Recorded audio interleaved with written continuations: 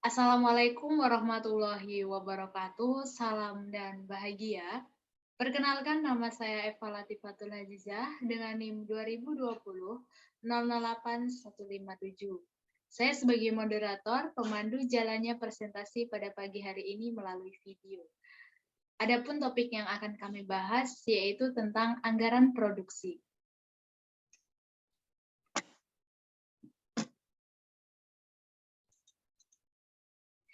Sebelum kami masuk ke presentasi, saya akan memperkenalkan anggota kelompok kami atau anggota kelompok 4 yang terdiri dari Nyoman Pendi Agung dengan NIM 2020 008125, saya sendiri Eva Latifatul Aziza dengan NIM 2020 008157, kemudian ada Mary Angelina Simarmata dengan NIM 2020 008292, kemudian ada Setio Aji Sadewo dengan NIM 2016 008204.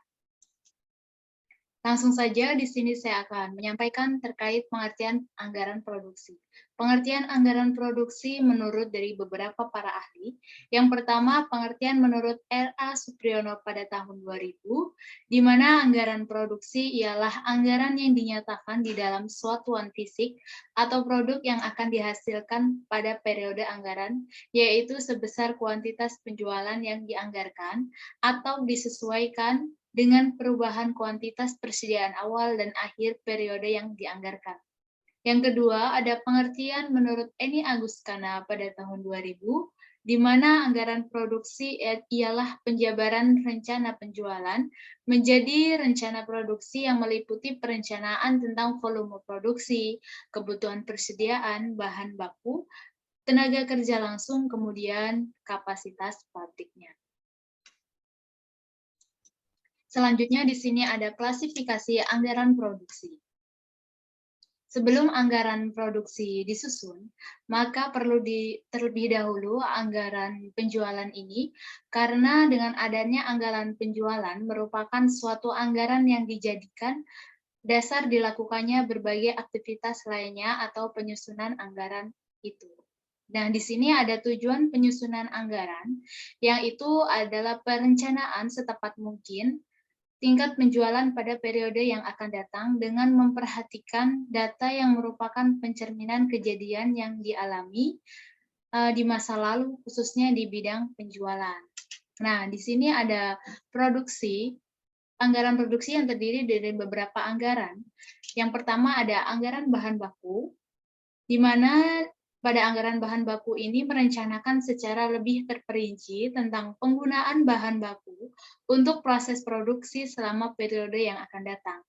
Nah, hal yang perlu diperhatikan dalam penyusunan anggaran bahan baku ini ialah yang pertama, jenis jumlah bahan baku yang dipergunakan, kemudian jumlah masing-masing bahan baku yang habis dipakai untuk diproduksi, kemudian harga per unit masing-masing jenis bahan bakunya, dan yang terakhir, jumlah total harga masing-masing bahan baku. Terima kasih. Materi selanjutnya akan disampaikan oleh pemateri berikutnya. Baik, sebelum saya melanjutkan dari pemateri sebelumnya, saya akan memperkenalkan diri saya terlebih dahulu. Perkenalkan, nama saya Nyoman Pendi Agung, NIM 2020 008125.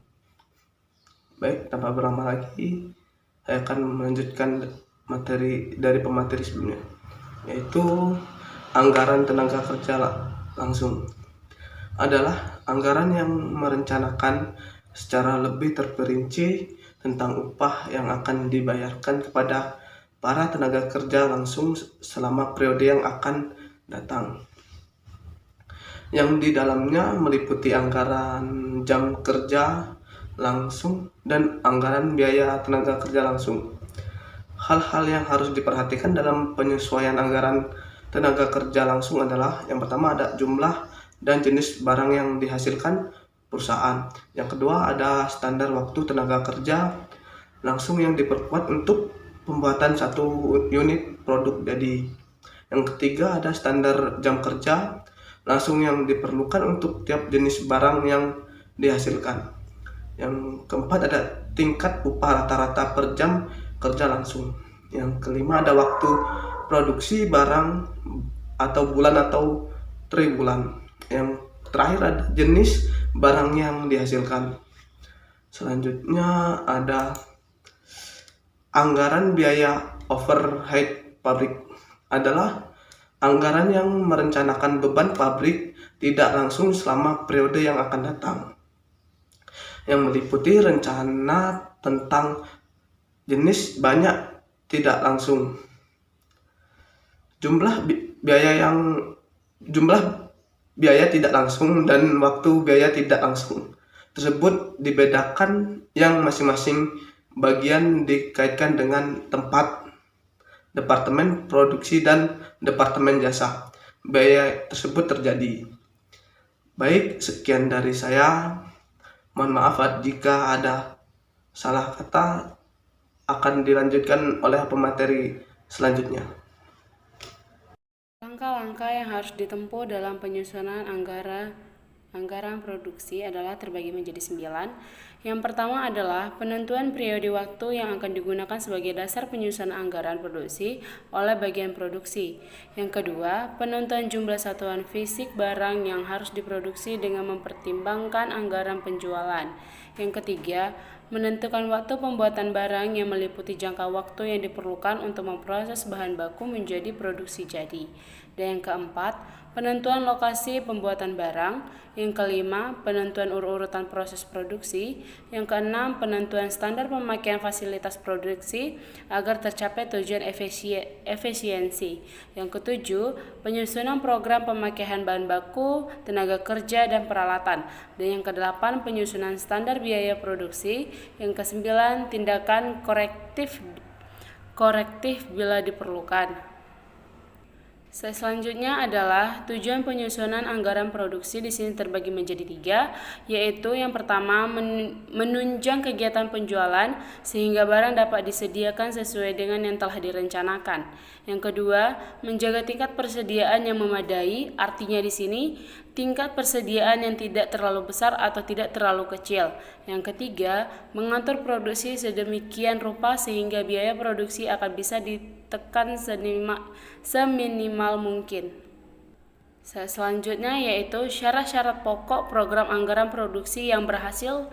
Di sini terbagi menjadi 4. Yang pertama, organisasi perusahaan yang sehat. Yang kedua, sistem akuntansi yang memadai. Yang ketiga, penelitian dan analisis.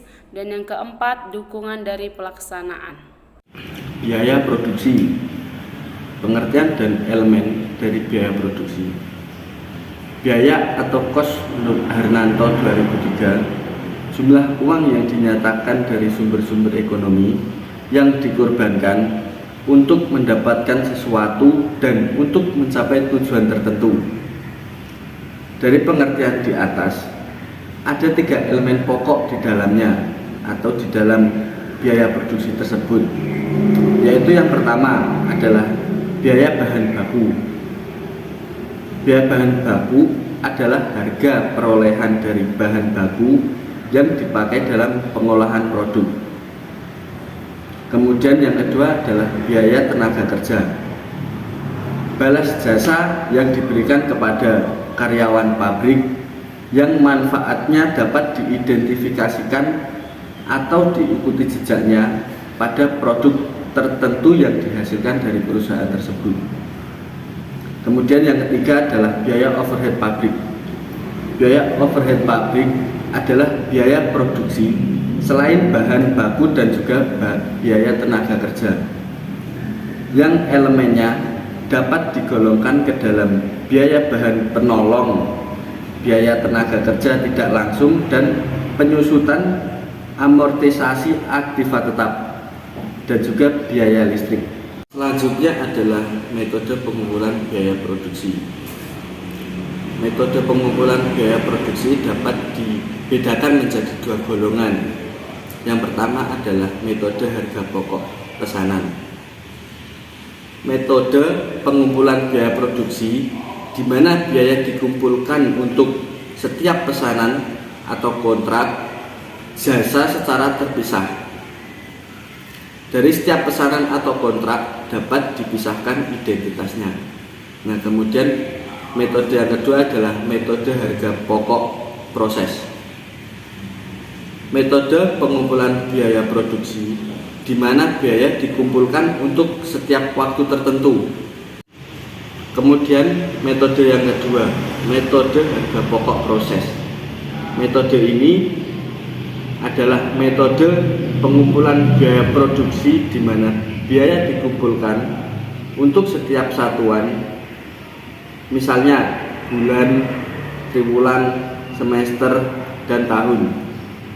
Pada metode ini, perusahaan menghasilkan produk yang homogen, bentuk produk bersifat standar dan tidak tergantung spesifikasi yang diminta oleh pembeli. Kemudian materi yang terakhir adalah penyusunan anggaran produksi. Di sini ada rumus yang tertera bahwa tingkat penjualan misalkan berapa, tingkat persediaan akhir berapa, jumlah berapa, tingkat persediaan ada berapa, dan tingkat produksinya ada berapa. Nah, anggaran produksi ini dapat dijadikan dasar untuk menyusun anggaran bahan baku, BTKI, BOP. Di sini saya sedikit berikan contoh dari rumus tersebut. Untuk persediaan awal diharapkan 60 unit. Kemudian penjualan direncanakan 100 unit dan persediaan akhir 40 unit.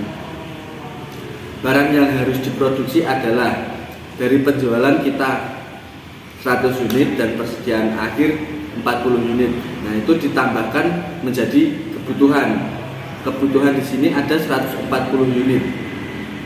Kemudian persediaan awalnya adalah 60 unit.